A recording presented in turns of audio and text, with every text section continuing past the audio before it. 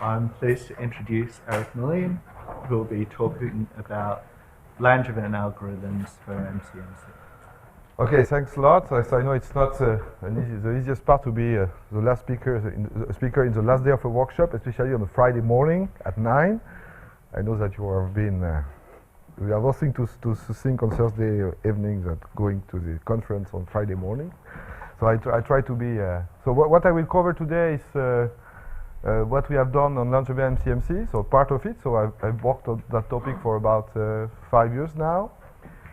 And I've got several collaborators that I should mention. So Nicolas Brosse, who was there, is now a PhD student with me. So Alain, so most of you know Alain, so he's responsible for many of the results I will present today.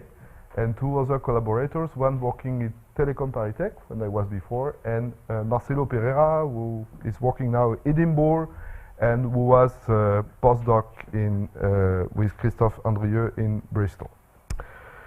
Okay, so it will be basically the outline of my talk. So I will start by some motivation. I will do that. It will be very short, the motivation part, because if we are there, that you are convinced that running MCMC in large dimension is something important. So in general, I have to spend some time to explain why doing simulation is better than doing optimization, for example, but you are convinced, so I will not spend much time on this. I will then give you the general framework, and then I will spend some time and trying to do some maths in the simplest example, in the simplest possible case, which is what I call strongly log-concave distribution, for which you can obtain quite precise results.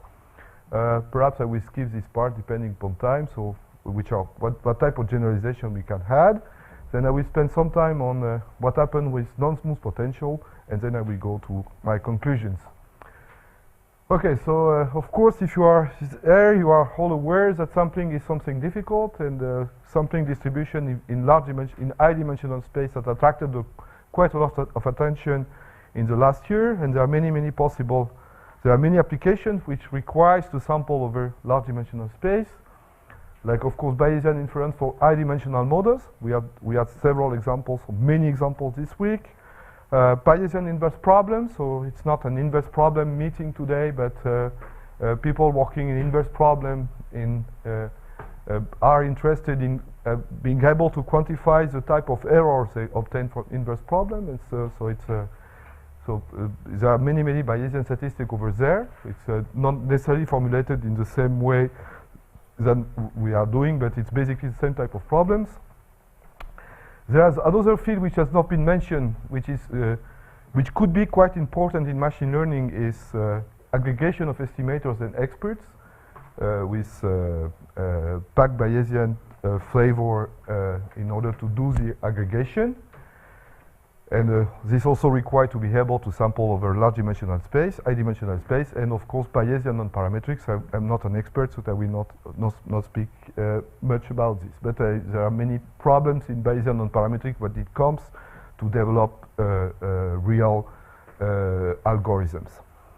And the problem that we are facing, and that this is I think the motivation of I like is that most of the sampling techniques that we are used so far do not scale well in large dimension. So there are many challenges in this area. Okay, so as I said, I will not spend much time to explain the background. I will go directly to the type of problem I will looking at in these 45 minutes.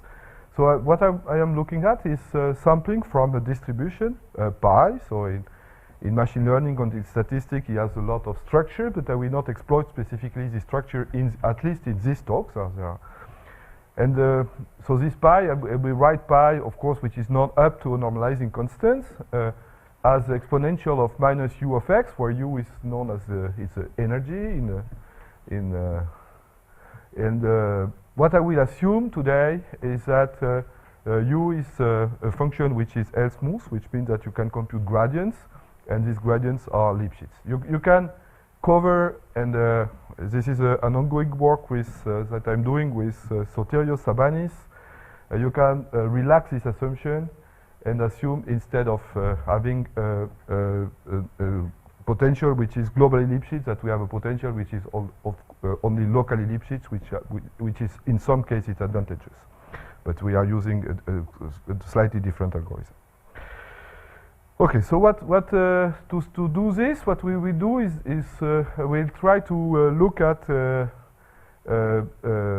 are many techniques, of course. That's the common problems in Bayesian statistics. So what I will do here is try to implement to think of one of the oldest idea to sample from this distribution, and one of the oldest idea to sample those distribution is to start by looking at what is called the Langevin diffusion. In fact, it's an overdamped Langevin diffusion, and I will write it so you can use. There are many different forms that can be considered, but what I will consider basically is the simplest version of the Langevin diffusion, in which you look at the diffusion in Rd. So D is the dimension of the space, which is dyt, which is minus the gradient of the potential u of yt plus square root of 2 dBt. So there are several.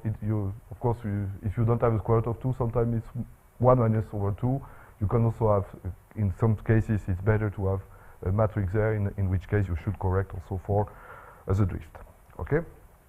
So what you know is that, so we denote P of T the Markov semi-group associated to this Langevin diffusion under the condition that the grad of U is Lipschitz. Of course, you have a solution to this Langevin SDE, and what you can also prove is that with some additional assumption that pi is a unique invariant distribution. So it's ergodic, this diffusion is ergodic, and pi is a unique invariant distribution.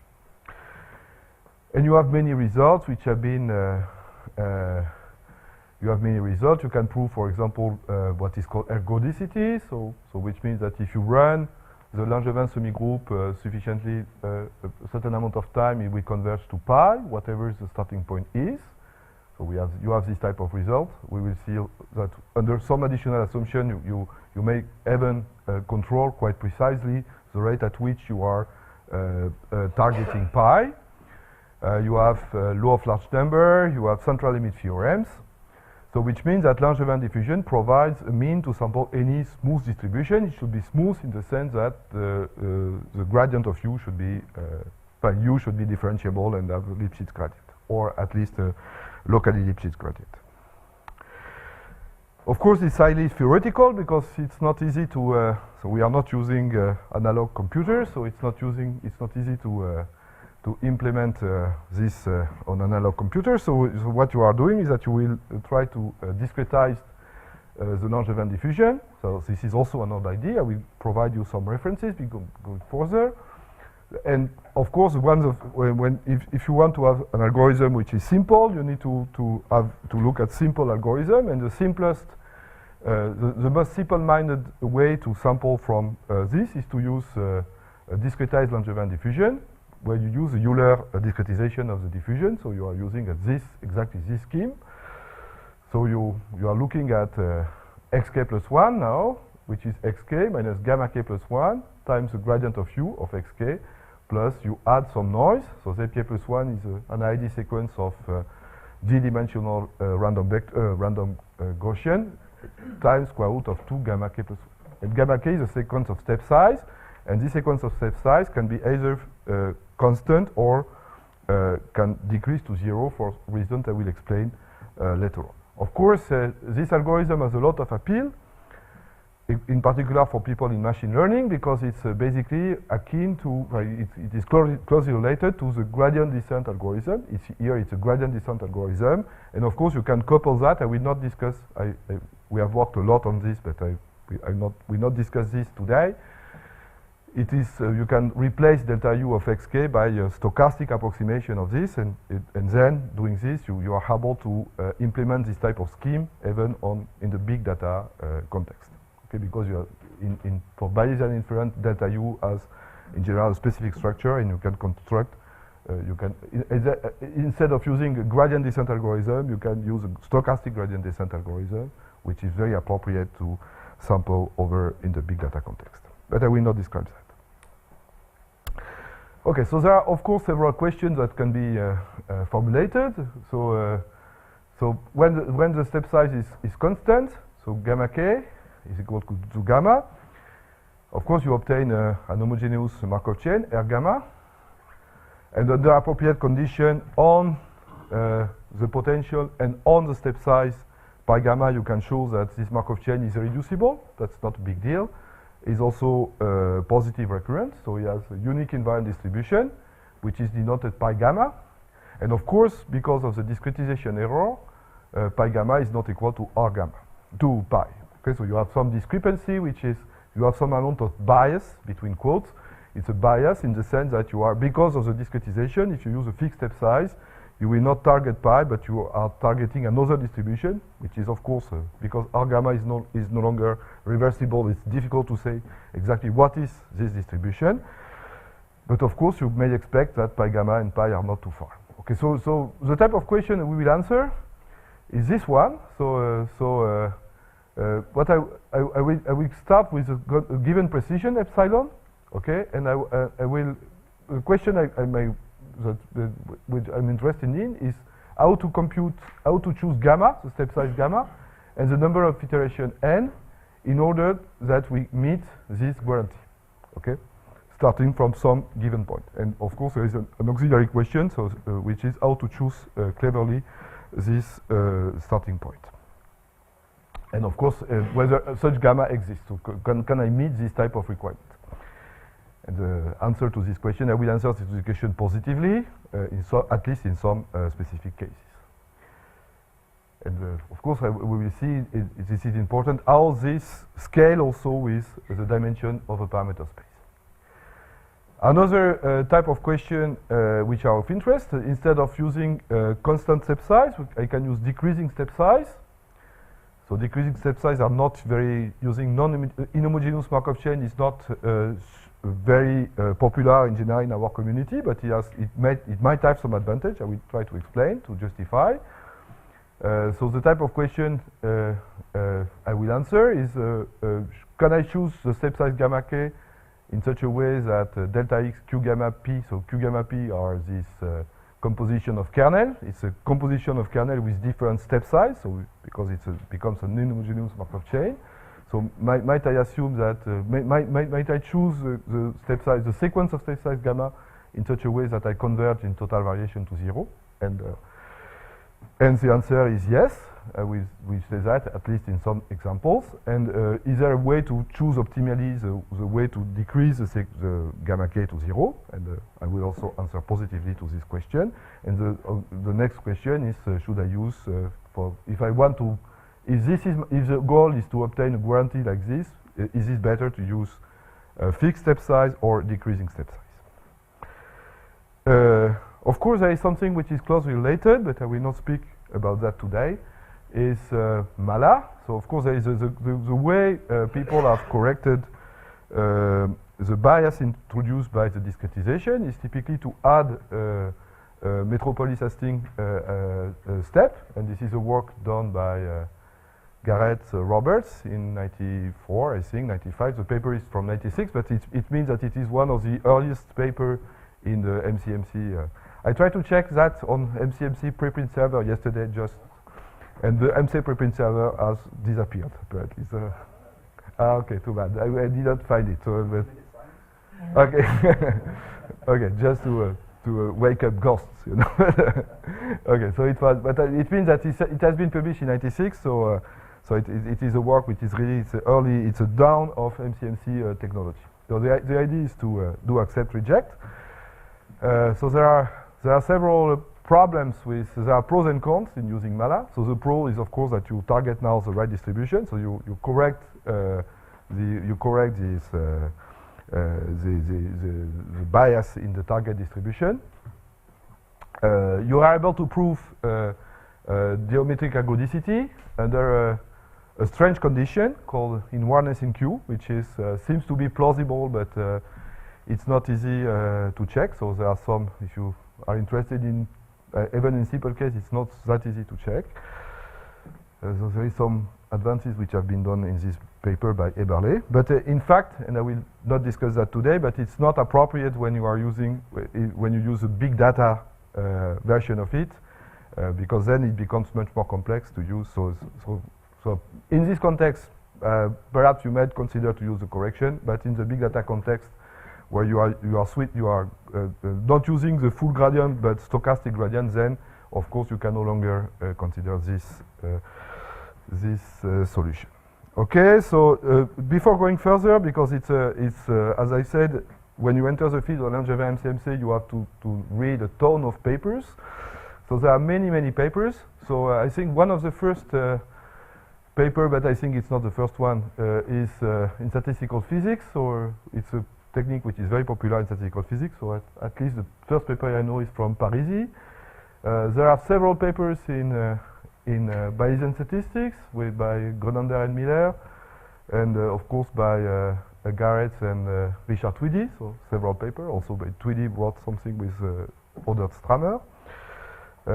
All the papers I know of this type of papers are mainly qualitative, which means that you are able to prove, to find condition upon which the sampler is geometrically ergodic, but of course the bounds that you obtain are does not make really sense, in particular if you look the way it depends upon the dimension. So typically what will happen typically is that you are able to prove that all these Markov chains are geometrically ergodic, but the constant appearing in the control of the total variation will typically depend exponentially on the dimension, so which is bad.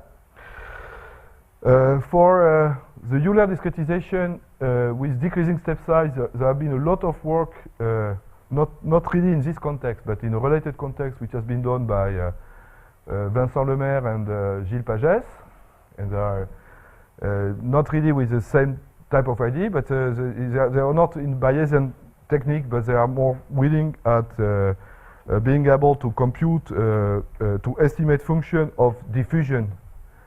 And when you don't know the stationary distribution of this diffusion, so there is no competitor, so they were proposing this type of stuff.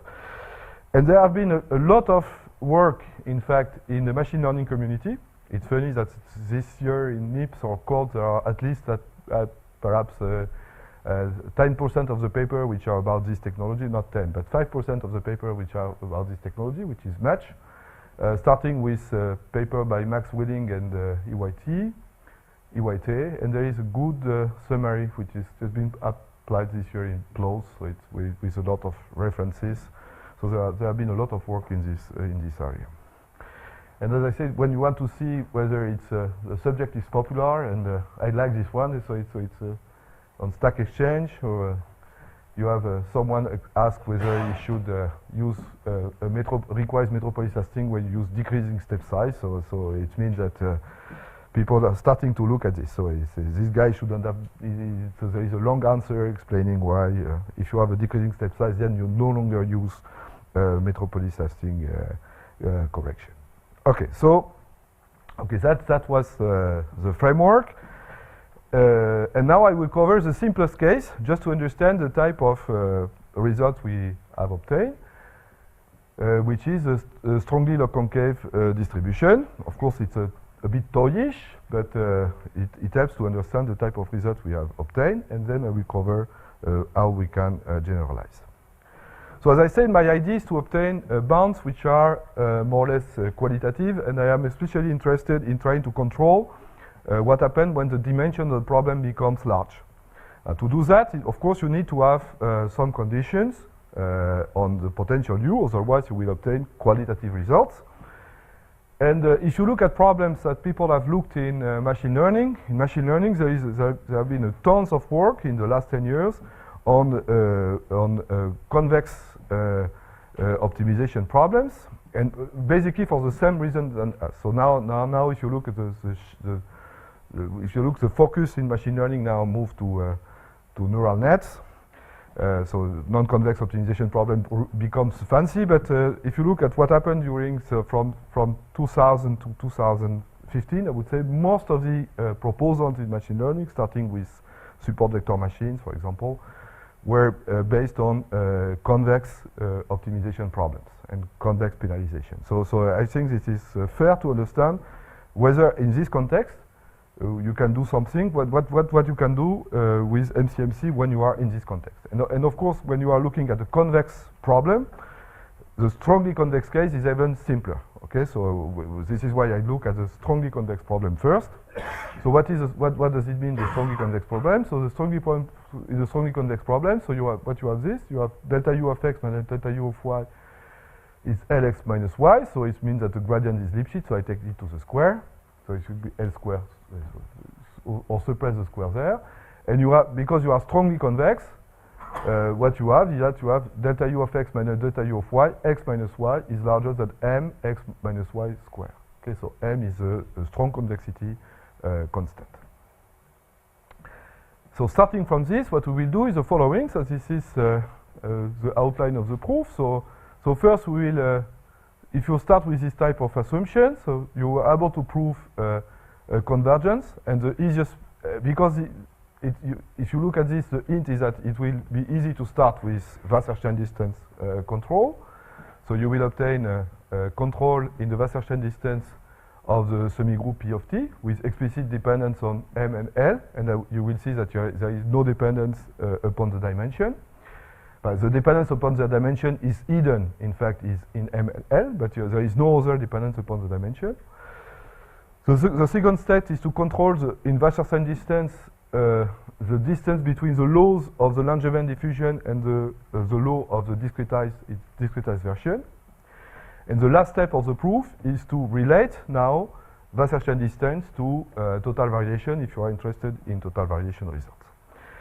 And for strongly convex potential, there are many techniques that can be used, and in fact many of these results have been addressed in the literature using different techniques, and for example log-Sobolev inequality and things like that. So there are books on this, but what we will do is that we will be using mostly probabilistic reasoning. So we use coupling, and we will use two types of coupling: synchronous coupling and reflection coupling.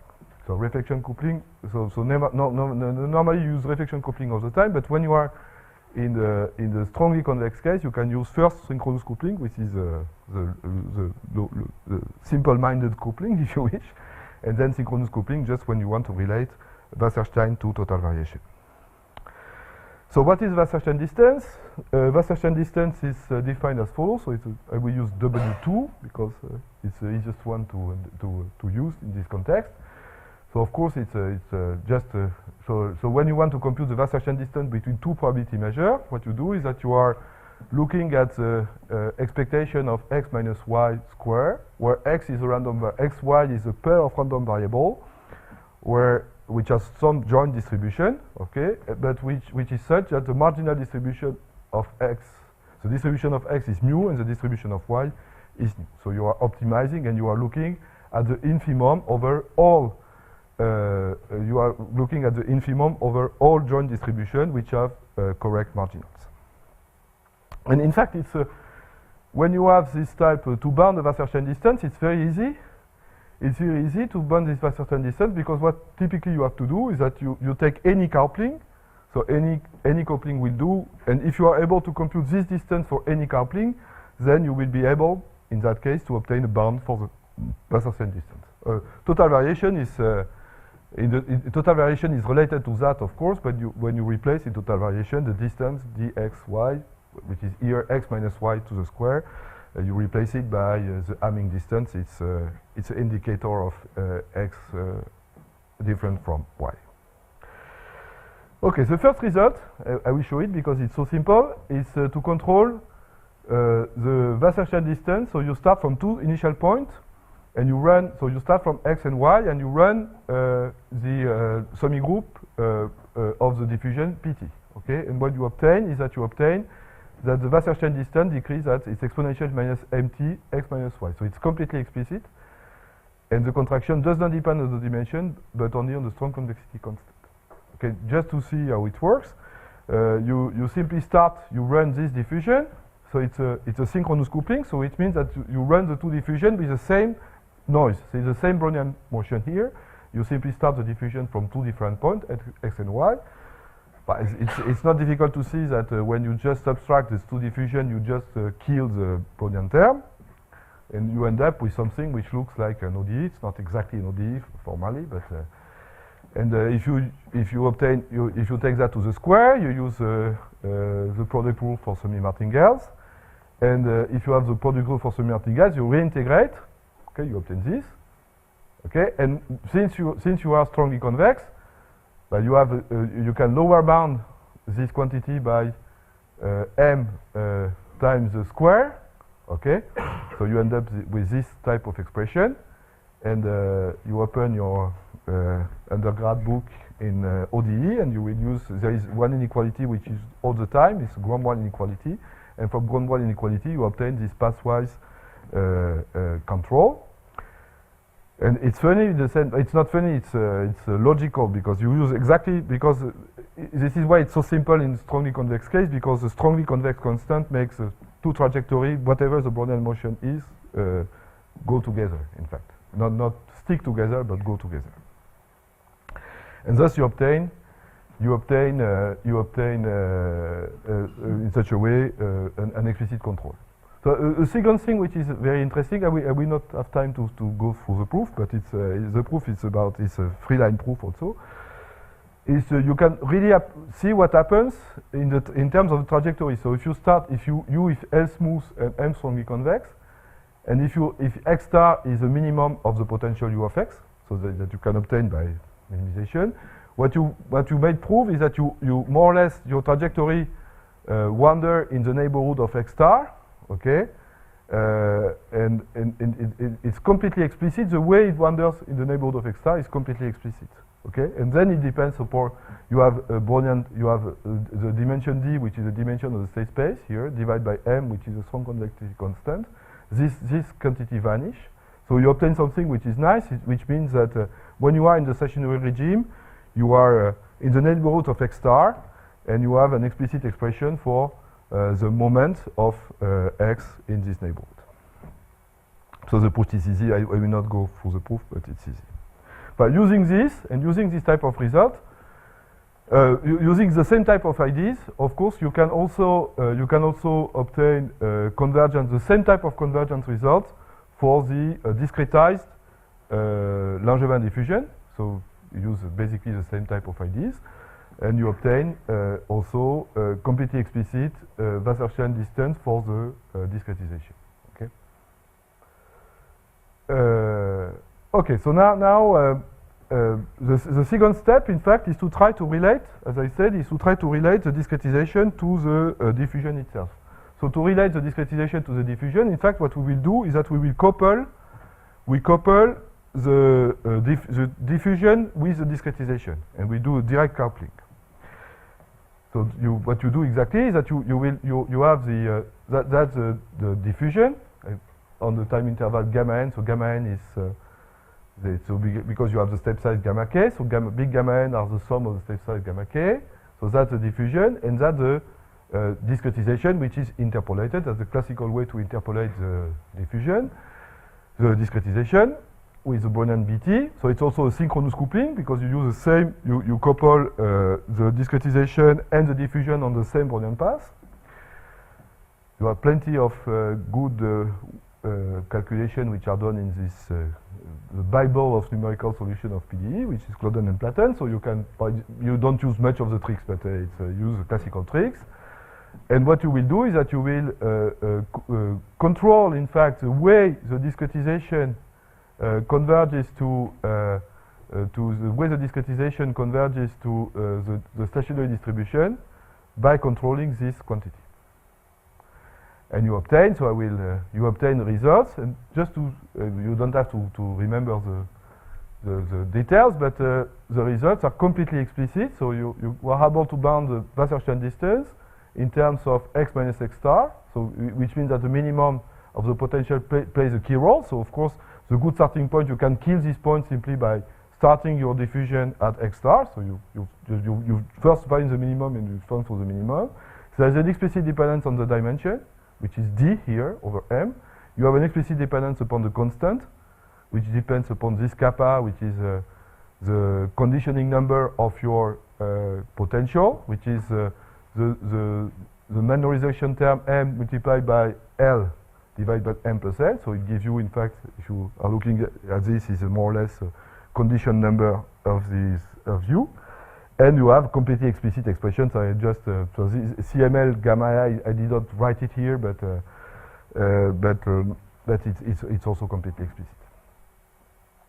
And this can be even sharpened if you are able to assume that U is 3 times continuously differentiable.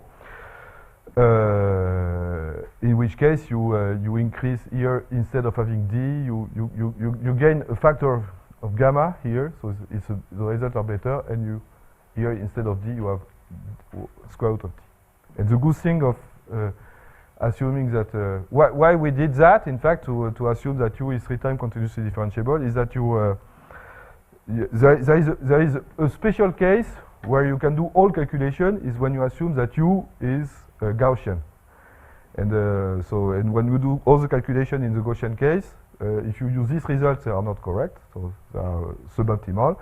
So, but if you look at the result we have obtained when U is 3 times continuously differentiable, then you retrieve the result that you can compute when you are doing sampling with Langevin diffusion Gaussian distribution. Okay.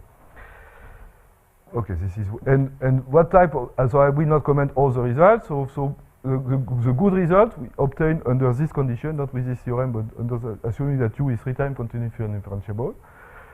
And if you start from the unique minimum of U, not pi, but U, sorry, it's a maximum of pi, so it's not a minimum of pi, it's a maximum of pi. What you obtain is that the Wasserstein distance between delta x star and R gamma for a fixed step size, R gamma p, is less of in epsilon. In the number of iterations to do that should scale like square root of D, square root of the dimension, divided by 1 over epsilon. So it's with completely explicit constant, okay, depending upon n and n. So this type of result, I think, are interesting in the sense that it gives exactly the way. So they should be related to the type of result obtained with completely different techniques by using large dimensional scaling. So you do not retrieve this. There is something to understand there, I think. But they are completely explicit, and I think they are not improvable in the sense that it is exactly what you retrieve when you look at the Gaussian distribution. So they are good because they are exactly the result that you obtain for Gaussian distribution. And in the same way, you have the result for in the decreasing step size where if gamma k is going to 0, like k to the power minus alpha, you obtain something like this, and then you can discuss whether you can answer the question. I will not spend time on this. Okay, so now instead, oh sorry, it's a total variation there, made a copy. So now the last step of the proof is to relate total variation to Wasserstein distance. Okay, so it's not W2 here, it's a total variation. So now it's a total variation is the same thing. It's the infimum over all the coupling of x and y of the probabilities that x is different from y. Okay, and how we use this? In fact, we will use this just to understand the techniques. We use it by we will use the fact that the semigroup, in fact, is regularizing. It's regularizing in the sense that if you start with the function f, which is Borel function, and if you use Pt of f with a small t, Pt of f will be Lipschitz. Okay, and you will control. So which means that you start with a function f, which is Borel. You just spend some amount of time to look at Pt of f. Pt of f will be a Borel function, will be a Lipschitz function, and then using duality arguments, and you will retrieve with transport inequality, you retrieve the result. And our neat result, in fact, it's a result which is the most interesting, I think, in this talk. So the neat result we obtain is a total variation control of the semigroup of the diffusion, which is also completely explicit in terms of simply the strong convexity constant. Here phi is the cumulative distribution of a Gaussian random variable. So it's funny in the sense that you obtain a total variation distance control of the semi-group and also completely explicit, and which has a very, very simple form. And to do this, in fact, we use reflection coupling. And reflection coupling is it's a way to couple diffusion, but instead of why we have to use reflection coupling is that we need to have total variation result. You need that the two trajectories stick together. Okay, so if you use synchronous coupling, they will never stick together. They will become close together, but they will never meet. Okay. When you use reflection coupling, you force the two diffusion paths to become equal. Okay, and to do the reflection coupling, what you do typically is that you modify. So you use the same Brownian path here, but you are drawing a line, in fact, between the Brownian path, and then you do the reflection. So you force, in fact, the two components of the Brownian path to go together, and then you use the thing, and you obtain this type of result. So basically, using this, you relate, and you use you see now you use the regularization property of the semi-group of the diffusion, and you obtain now results with some additional technical work, which is not very interesting, but you obtain explicit convergence of delta x q gamma n to pi in total variation, and basically you do not lose much. You lose a logarithm in d and a logarithm in gamma. So, but we are not sure that this logarithm should be there or not. But I think it's linked with our proof, but we are not. I think it's possible to remove them, but we are not sure a way to do that. Perhaps in the revision of the paper, we try to go a bit harder. Okay, so you can cover also convex and super exponential. But you can also cover convex distribution. You obtain explicit result. Of course, if you go to super exponential density, then you lose. So then basically, then you are back to exponential dependence upon the dimension. So when you simply when you go from strongly convex to convex, you simply have worse dependence in the dimension, but everything remains completely explicit, and it's still polynomial in the dimension. It's d4 instead of being d. So you lose things. But okay, so I will not have time to cover many things, but I will not have time to cover the non-smooth case. So there is a way to cover non-smooth case. So we have a paper in which have appeared, and I will just go to my conclusion. So what is my conclusion is that so our goal was to avoid to try to analyze Langevin diffusion, avoiding to use a metropolis testing step. Okay, so this is the work which has been published in this direction. So this work covers. It's not what I have presented here. It's more. It's used different type of techniques with. It's different type of techniques. So it's not.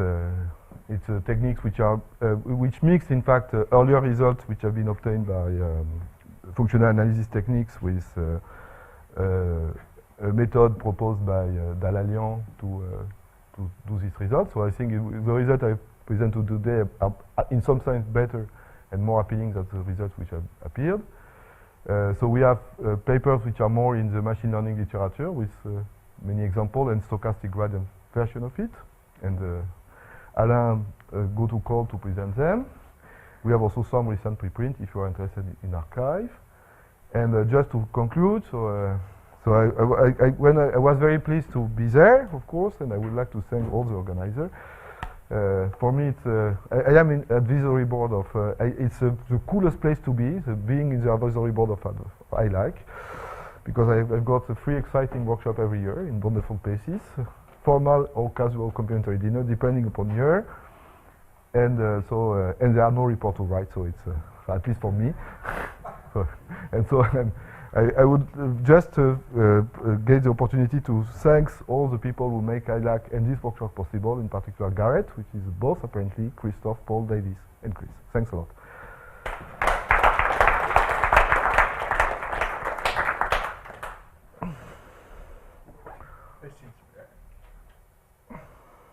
Yeah, it's really nice, Eric. It's,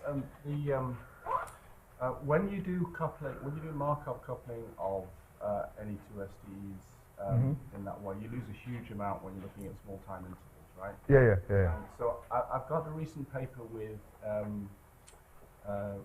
with Jeff and with Wilfried Kendall, which does a non-Markov coupling, which works pretty well. Okay. For SDEs in simple situations, but we haven't applied it to this situation. But in fact, you can see in simple situations it can achieve optimality. Okay. But it may well be worth, gaps where these things are not quite optimal. It might because what I think the bond that you have with Wasserstein are difficult to beat. Because they are optimal in the up to it's really numerical constant. You lose 2 or square root of 2. But the thing which is where you which are not good is that when you go to total variation. In fact, when total variation is not good. But in fact, we don't use total variation for use correction coupling just initially to regularize in fact f. Yeah. So it's just a regularization term. So this is why, in fact, we don't lose too much, I think. But I will check. That's interesting. Yeah, that's I need to check. So is it that important to actually go to total variation? I mean, because it might you might argue that a distance of measuring distribution that actually looks at the expectation itself in a class of functions might be more indicative. Like you can have you can take a Cauchy distribution, you cut off the tails, you're approximating that in total variation, but no, that's I think it's more okay. So I think most of the interesting result in it's just a sanity check that you can go from Wasserstein to total variation and you don't lose but for the time being I lose logarithmic something which is logarithmic in the dimension. Okay, but it's a sanity check.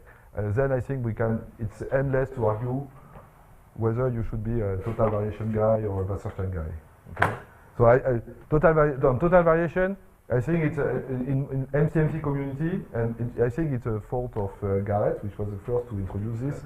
He was to use total variation. He was using total variation, so it was most of the results, not all, but most of the results are in total variation in MCMC world, except some early work by Jeff, for example, on Gibbs sampling with a PhD student called Alison Gibbs, which was funny.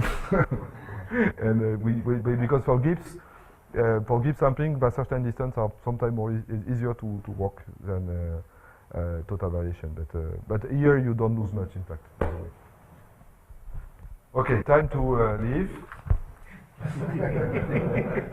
David, it's your turn.